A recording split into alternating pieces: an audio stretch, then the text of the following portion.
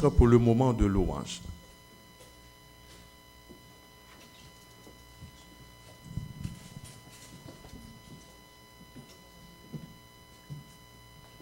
Chers frères et sœurs, amis visiteurs, bonsoir.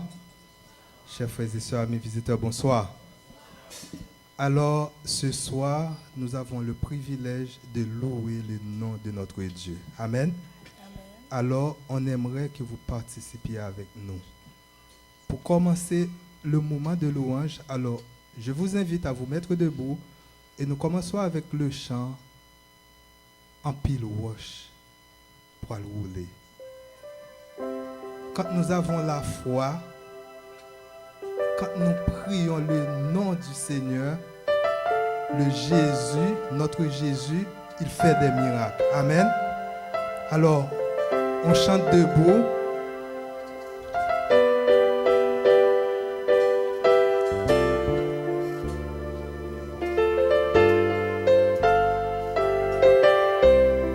En pile roche. En pile roche va rouler. Laisse-nous prier. Laisse-nous prier. En pile roche va En rouler. pile roche va rouler. Laisse-nous prier avec la foi. Laisse-nous prier avec la foi. Roche va rouler. Laisse-nous prier. Laisse-nous prier, bon Dieu. Lit toujours tant de rêves petite lit. Tendez les petites lignes. En pile chaîne pour le casser. En pile chaîne va casser. Laisse-nous prier. Laisse-nous prier. En pile chaîne va En casser. pile chaîne va casser. Laisse-nous prier avec la foi. Laisse-nous prier avec la foi. Chaîne va casser. Laisse-nous prier. Laisse-nous prier, bon Dieu. Lit toujours tant de rêves petite lit. Toujours tendez les petites lignes. Laisse-nous prier. Laisse-nous prier. Pour te marcher. Boiter, marcher Avec yo, ouais. avec yo, ouais. Laisse-nous prier. Prier. Pour ciel là l'ouvrir. Quand ciel ouvrit, Race tomber. tomber. Laisse-nous prier. Prier. La peine aller. La peine aller. La joie La venir. joie venir. Fon prier. Prier. En prier. En prier. En pile porte va l'ouvrir. Va l'ouvrir. Laisse-nous prier. Alléluia. Laisse-nous prier. En pile porte va l'ouvrir. Laisse-nous prier avec la foi. Laisse-nous prier avec la foi, porte va l'ouvrir. Laisse-nous prier. Laisse-nous prier, bon Dieu. Lit toujours tant de prier. Toujours tendez les petites lignes. Lit toujours tant de. Toujours tendez. Toujours tant de. Toujours tendez. Lit toujours tant de rêves petite lit. Toujours tendez les petites lignes. Lit toujours tant de. Toujours tendez. Toujours tant de. Toujours tendez. Toujours tant de. Toujours tendez les petites lignes. Ô éternel. Ô éternel, moi compter sous Lui-même seul. nous-mêmes seuls. Leur palais. Personne pas qu'à Personne opposer. pas qu'à opposer. Ô bon papa. Mon papa, moi fixé, j'aime sous. Moi connais. Moi Pas de jamais abandonné. pas j'en abandonne. Laissez Jésus parler pour vous. Laissez parler pour vous. Parlez pour moi, Seigneur, parlez pour moi. Laissez agir pour vous. Agis pour moi, Seigneur, agis pour moi. Laissez camper pour vous. Campez pour moi, Seigneur, campez pour moi.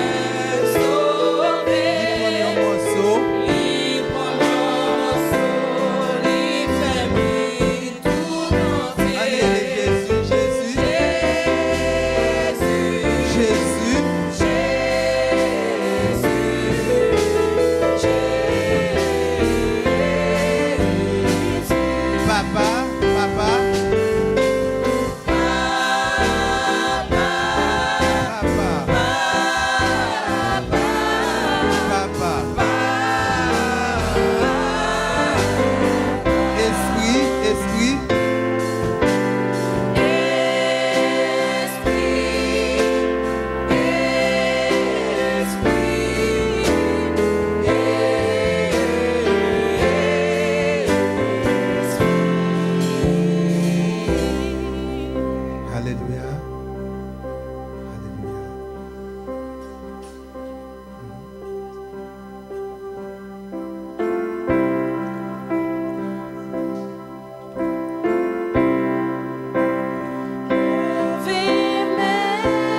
Devant majesté. Devant majesté, Agneau immolé.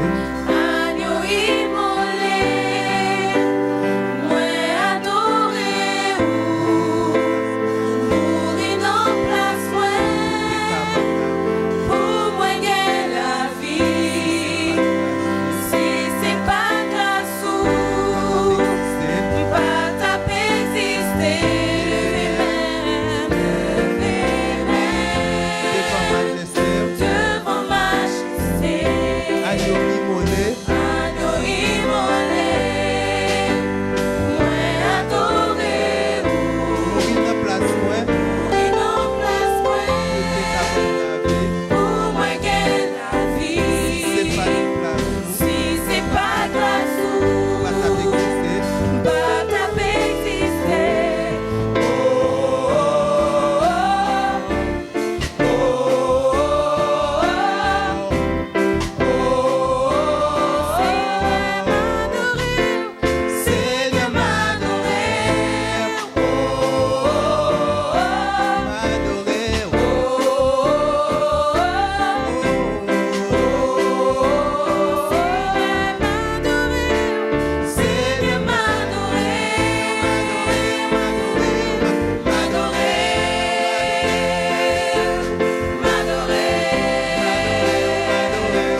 M'adorer. Seigneur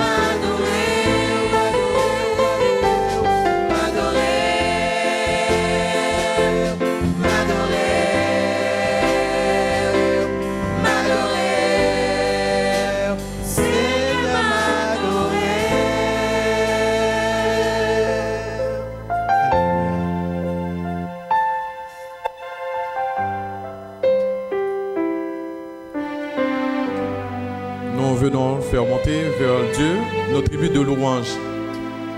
En ce dessin, va avoir la prière d'intercession. J'invite à tous ceux et celles qui ont préparé leur requête. C'est le temps de venir déposer ça dans la boîte. Et puis on va chanter le chant approprié.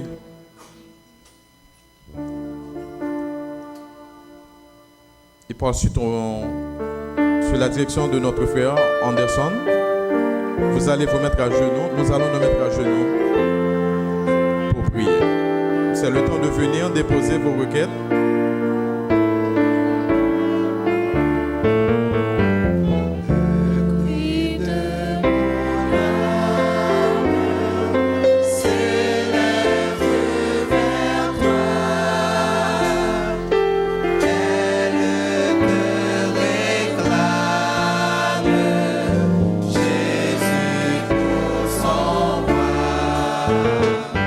Ton jour est facile.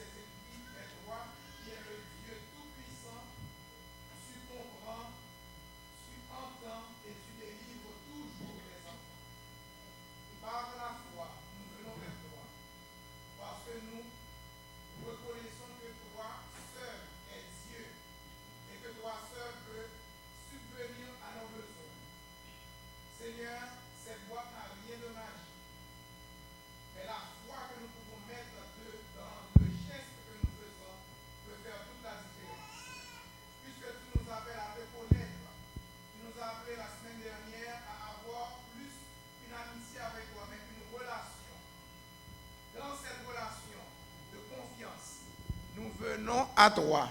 Et nous déposons nos prières dans cette boîte avec l'assurance que notre Dieu Tout-Puissant, mon Jésus, le Jésus de chacun d'entre nous ici présents, va agir sur nos requêtes et va déverser sur ses enfants ses plus riches bénédictions.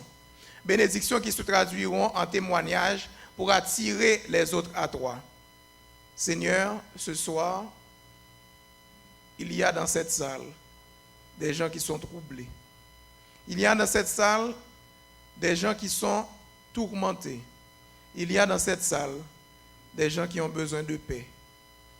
Toi, le Dieu de paix, c'est à toi que nous crions ce soir. C'est vers toi que nous nous tournons pour demander la délivrance à ces âmes qui sont fatiguées. Accorde-leur la paix. Accorde-leur la grâce de te rencontrer. Et puis, quand nous t'aurons rencontré, quand nous aurons cherché premièrement ta face, toutes les autres choses, comme tu les appelles, viendront par surcroît. Donne-nous de garder nos yeux fixés sur toi. Donne-nous de reconnaître que la priorité, c'est toi. Et accorde à chacun d'entre nous la grâce de te connaître, de te rencontrer, de comprendre tes directives, de comprendre ta voix et de te suivre. Nous te remercions déjà pour les bénédictions. Nous te remercions déjà pour les interventions que tu vas faire dans nos vies. Nous voulons, Seigneur, profiter de ce moment pour te remettre les familles endeuillées. Toi seul qui peux consoler. Agis, Seigneur. Passe ta main sur eux et dis-leur, mon enfant, je suis là, ne crains rien. Visite-nous ce soir. Parle à nos cœurs. Au nom de Jésus, nous prions.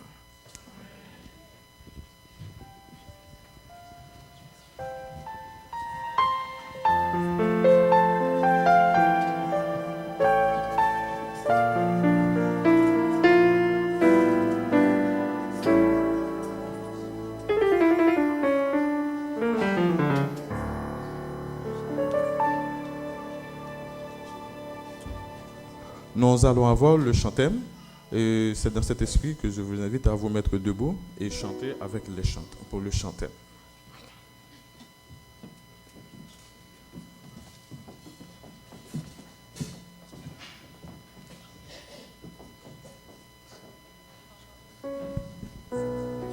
Thank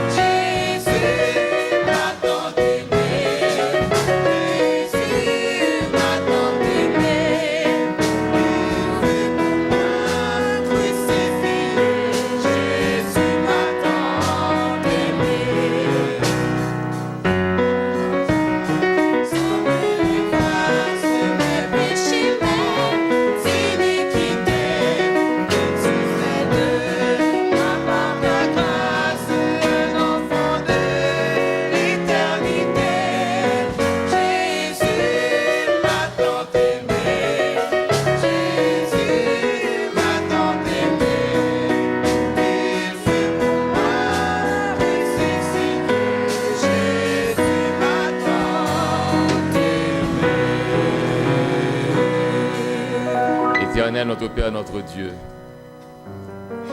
ton amour est indescriptible. Et par la puissance du Saint-Esprit, nous n'avons aucun doute de cet amour. Nous savons que tu nous aimes. Veuille donc encore ce soir te révéler à chacun de nous. Que la croix soit exaltée et que l'ennemi soit mis en déroute. En Jésus, nous te prions, Père. Merci, asseyez-vous. C'est un immense plaisir d'être avec vous une fois de plus. J'estime que le Seigneur vous a visité, pas vrai? Vous avez pu recouvrer une partie de l'énergie dispensée. Vous vous rappelez l'équilibre thermique? Chaleur cédée doit être égale à chaleur gagnée ou absorbée. Mais nous fournissons de l'énergie, le Saint-Esprit nous remplit. Nous disons gloire à notre Seigneur qui ne nous abandonne jamais. Et nous sommes prêts pour la seconde semaine. Êtes-vous prêts? Dieu veut nous accorder encore une semaine. Qu'est-ce qui va se passer au cours de la semaine? Nous ne savons pas. Mais ce dont nous sommes certains et ce que nous désirons profondément et sincèrement, si Jésus doit revenir ce soir, nous voulons être prêts. N'est-ce pas vrai? Nous voulons être prêts. Nous allons voir ce soir un sujet assez important. Le titre du sujet, c'est Invaincu, infaillible et invincible.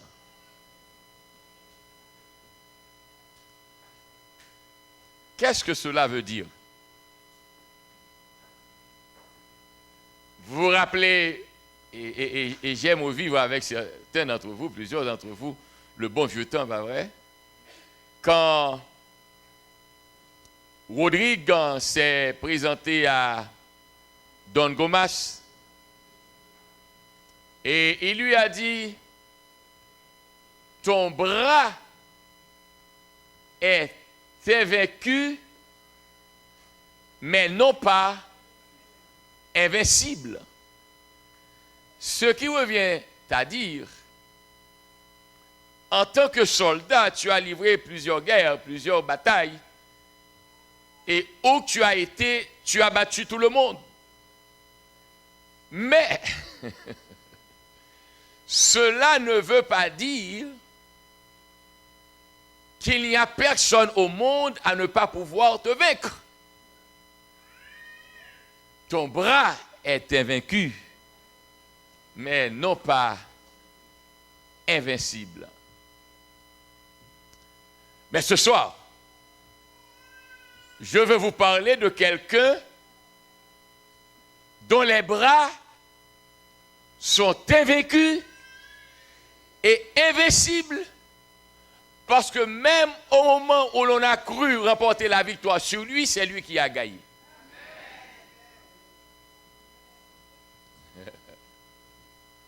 J'aime cet homme. Et je me réjouis avec vous quand vous êtes fous de lui. Mais moi, je suis enragé pour lui. On ne peut pas être... Oh. Pasteur, tu es là. On ne peut pas être fou pour Jésus. Il n'y a pas lieu. Si vraiment vous êtes reconnaissant, si vous considérez ce qu'il a accompli, vous ne pouvez pas être fou. Nous devons atteindre notre degré. C'est le temps d'être enragé. Alors je sais que vous êtes des gens précieux, très classiques. Vous savez, pas de problème. Restez dans votre costume de classique. Mais je crois sincèrement, frères et sœurs, Dieu est trop bon pour nous. Il a fait tant pour nous. Notre adoration ne devrait pas avoir une mesure. Notre consécration à lui devrait être une passion à nul autre pareil. Il est bon parce qu'il est invaincu et il est invincible. Mais encore, il est infaillible. Il n'y a jamais de faillite avec lui et en lui. Et sa parole déclare, il renouvelle quand? Chaque matin.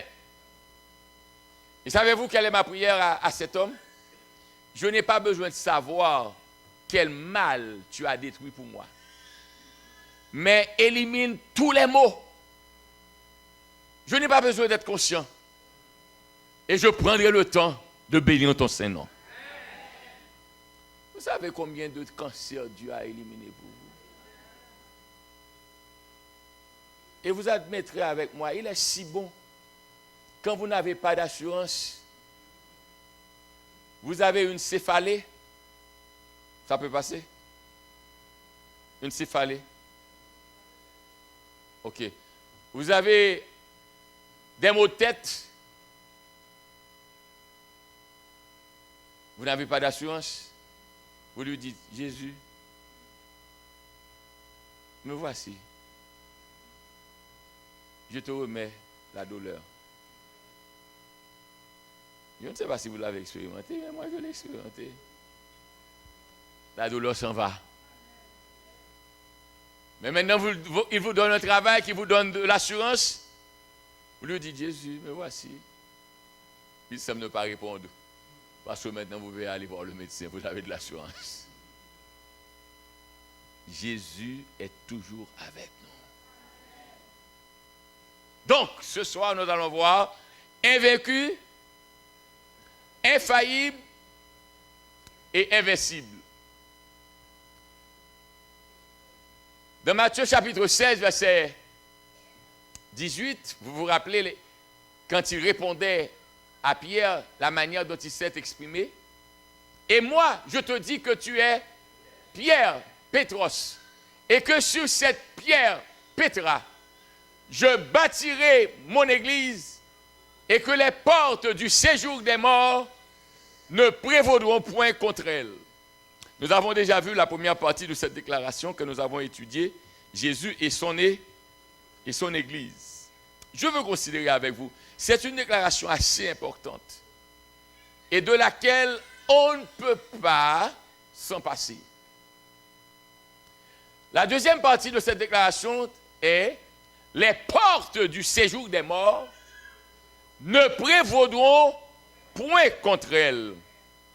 Parlons des portes du séjour des morts.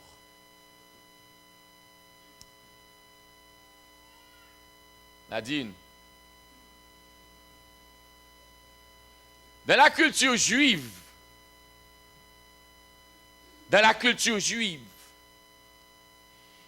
les grandes décisions étaient prises et les jugements étaient rendus et les verdicts prononcés à la porte de la ville. Rappelez-vous cette pensée. À la porte de la ville.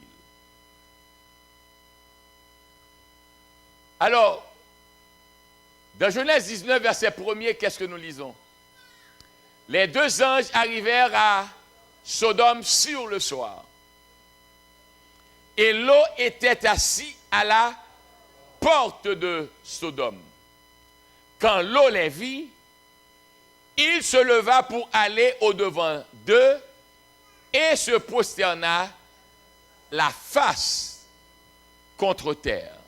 Parce que le principe voulait, quand on était étranger et qu'on faisait le pèlerinage ou le voyage ou la pérégrination, vous n'avez pas à vous inquiéter de l'endroit où vous deviez vous reposer. Tout ce que vous deviez faire, c'était de vous rendre à la place de la ville. Et quand vous êtes à la place de la ville, qui est à la porte de la ville, quelqu'un de la ville, vous voyant, saura que vous êtes un voyageur, un étranger, et que vous devez être hébergé. Et on viendra à vous, on vous offrira l'hospitalité. C'est ce qui est arrivé à Abraham quand il était sous sa tente, et il a vu les hommes, ils étaient 3, vous vous rappelez, et il s'est approché d'eux et il leur a demandé, ne sont-ils pas fatigués? Et il voudrait bien les recevoir. Ils ont refusé, mais il a insisté, il a demandé à sa femme de préparer à manger, il a reçu ces hommes. Vous savez, les choses dégénèrent, mais ne permettons pas à la dégénérescence des choses d'agir sur votre nature de chrétien ou de serviteur de Dieu. Le serviteur de Dieu doit être hospitalier. Et la Bible dit, nous ne savons pas combien d'anges nous avons hébergés chez nous en pratiquant l'hospitalité. Mais de nos jours, il y a tant de loups-garous qu'on craint de pratiquer l'hospitalité. Ah oui, tu dis vrai, de Zinglindo, mon ami. Mais quoi qu'il en soit, ce n'est pas une excuse. Quand les gens sont en problème, nous devons les assister. C'est ce que Dieu nous recommande. Alors, le visiteur, l'étranger, n'avait pas à se faire de soucis. Tout ce qu'il devait faire, c'est se rendre à la place publique, et là, quelqu'un devrait venir le trouver et l'inviter à être hébergé. Alors, quand les 3 se sont présentés, Abraham les a reçus, et vous vous rappelez le discours, qu'est-ce qui s'est passé? C'était Jésus lui-même avec 2 anges. Et quand vous lisez, je vais vous dire quelque chose qui va vous surprendre encore, quand dans la Bible vous lisez l'Éternel, des manifestations de l'Éternel, il ne s'agit que de Jésus-Christ. Dans l'Ancien Testament, il n'y a que Jésus à se manifester. Et encore, je sais que cela va vous choquer. Plusieurs d'entre vous, vous croyez que vous allez voir Dieu dans le ciel. Vous ne verrez pas le Père.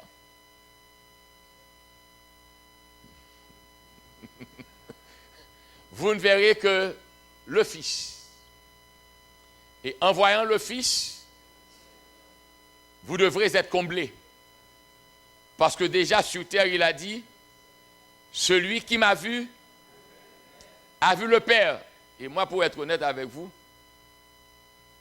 je n'ai pas besoin de voir ni le Saint-Esprit ni le Père. Donnez-moi Jésus.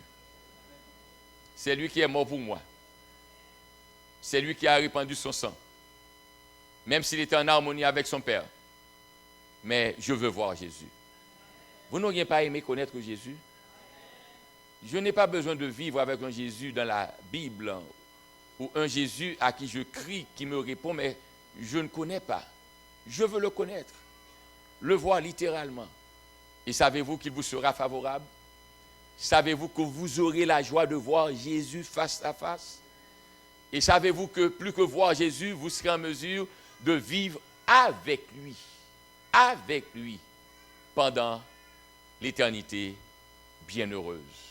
Alors, donnez-moi de ce Jésus. Après avoir mangé, qu'est-ce qui s'est passé? Le texte nous dit que l'homme et les 2 anges allaient partir. Et l'Éternel de dire, cacherai-je à Abraham ce que je vais faire à Sodome et Gomorrhe. Et c'est à ce moment-là qu'il a dit à Abraham qu'il va détruire Sodome et... Pourquoi?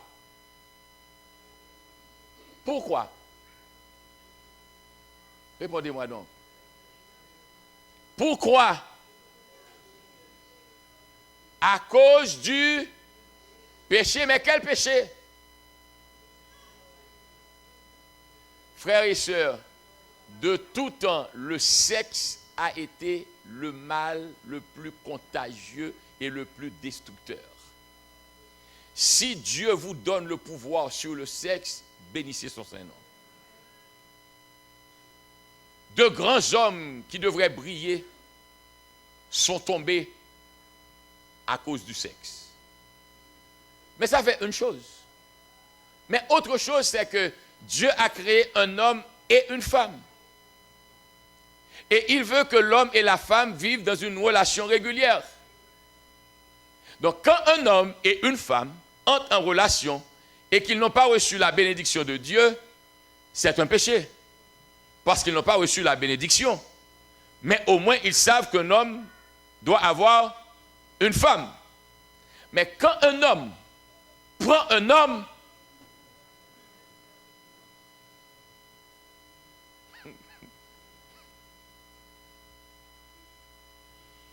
que Dieu ait pitié de nous. Je ne verrai jamais Jean Hercule Toussaint en train de mettre sa bouche sur la bouche d'un autre. À en parler déjà, j'ai des problèmes.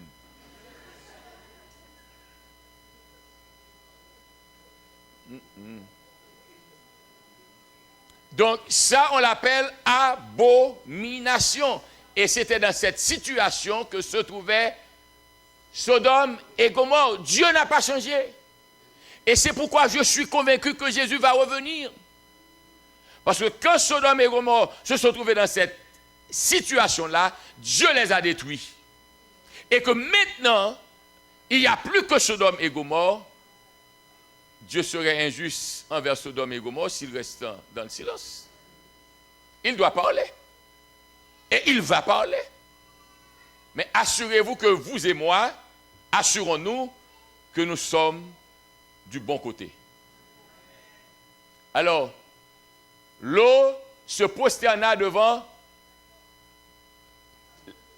les hommes afin de les héberger.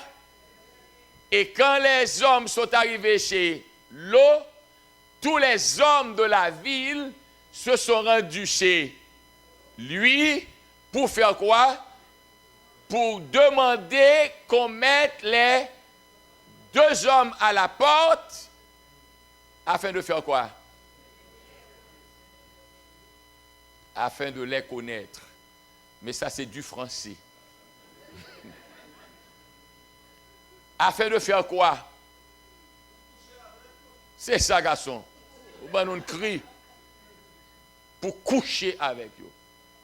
Mais coucher avec eux, ce n'est pas monter sous le même cabane. Non, non, encore.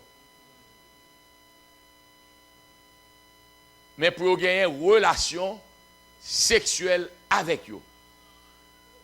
Donc ne soyez pas surpris quand vous voyez ces choses arriver maintenant. Ecclésiastement jamais.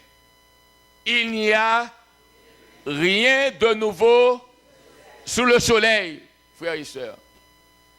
Le péché peut gagner en intensité, mais le péché reste le même en nature. Péché est péché. Il n'y a rien de nouveau. Et je bénis le ciel. S'il y a des gens qui ne veulent pas servir Dieu, il y a des gens qui sont prêts à mourir pour Dieu. Et cela ne va pas changer. Je souhaite que vous et moi, nous soyons disposés à prendre position pour Christ, même au prix de notre vie. Alors, dans Somme 127, verset 5, il a dit, « Heureux l'homme qui en a rempli en parlant des enfants. » Hein? Pas vrai? Vous vous rappelez le Somme 127? C'est le symbole utilisé pour parler de l'intérêt à avoir beaucoup d'enfants. Mais ça, c'était longtemps.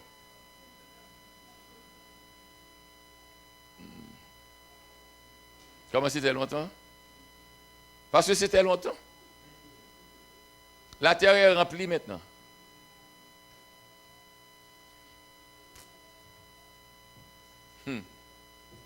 Laissez-moi vous dire quelque chose.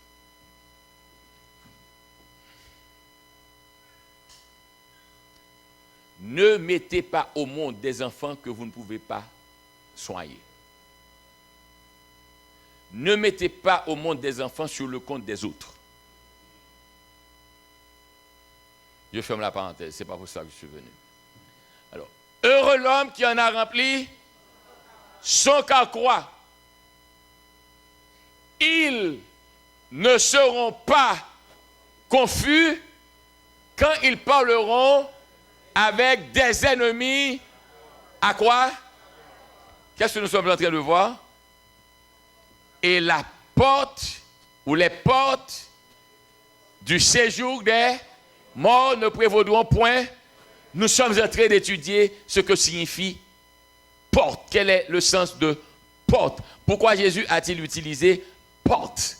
Donc, dans ce texte, que pouvons-nous déduire? La porte, c'était l'endroit où l'on défendait sa cause. N'êtes-vous pas d'accord? Quand ils parleront avec des ennemis à Allah, qu'est-ce que cela veut dire? Cet homme qui a beaucoup d'enfants sera en mesure de défendre sa cause parce qu'il a beaucoup de bras pour plaider sa cause. Donc, la porte, c'est l'endroit où le jugement est prononcé, l'endroit où les cas sont entendus. Donc maintenant, si c'est à la porte qu'on défend les causes, c'est à la porte qu'on reçoit les visiteurs, c'est à la porte qu'on plaidoie sa situation. Que veut dire Jésus quand il a déclaré « Les portes du séjour des morts ne prévaudront point contre elles ». Je vous dis dans ma compréhension, les portes du séjour des morts peuvent symboliser la place où Satan et ses anges déchus ourdissent des complots contre l'Église. C'est pourquoi nous devons prêter attention à l'exhortation de Paul aux Éphésiens. Ou dire des complots, c'est pour dire tout simplement comploter. Vous savez que Satan et ses anges ne veulent pas voir le triomphe de l'Église. Vous savez que Satan et ses anges sont contre tout ce qui appartient à Jésus. Et n'oubliez pas que l'Église est la prunelle des yeux de Jésus. Il n'y a rien qui intéresse Jésus sur la terre que son Église. Et il n'y a rien qui soit comme un cauchemar à Satan que l'Église.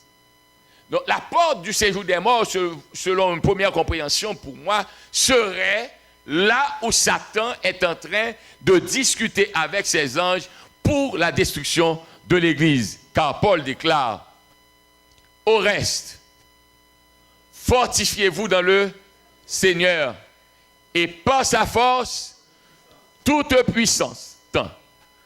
Revêtez-vous de toutes les armes de Dieu afin de pouvoir tenir contre quoi? Vous pensez, et c'est là que vous commettez l'erreur, vous pensez que Satan est content de vous voir venir à l'église, vous asseoir, étudier la parole? Oui, mon fils, c'est exact. Non. Non. Et si Jésus n'était pas Jésus, Satan vous éliminerait tous en chemin, juste pour ne pas rentrer là. Mais Jésus est le plus fort.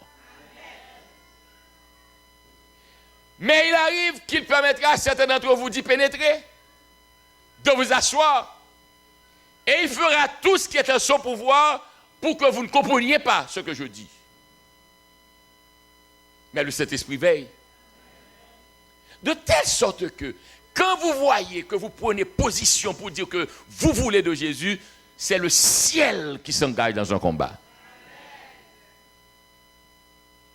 Et je vous inviterai à vous réjouir de la victoire qui vous est assurée. Car Jésus a déjà gagné pour vous. Alors, pour pouvoir poursuivre la course, qu'est-ce qu'on doit faire? On doit tenir.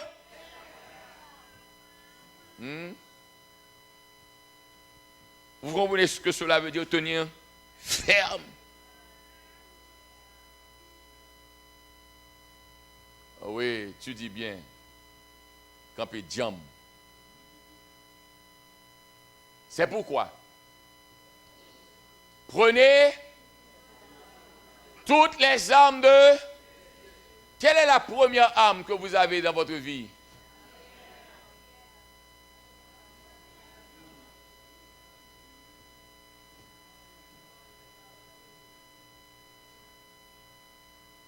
Et savez-vous ce que Satan a fait? De nos jours, nous qui marchons avec Dieu, nous accordons peu de valeur à ce livre.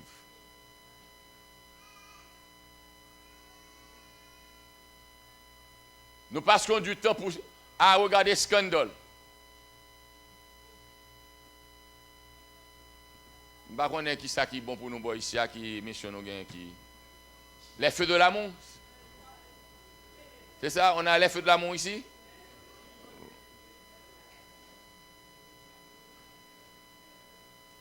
Vous passez du temps à regarder les feux de l'amour. Et pas ça, et pas les feux de l'amour. Top modèle, c'est ce que tu aimes? Tu vas te parler. Nous devons tenir contre les ruses du... Donc, qu'est-ce qu'il vous faut faire? Vous devez prendre toutes les armes de... Écoutez cette phrase.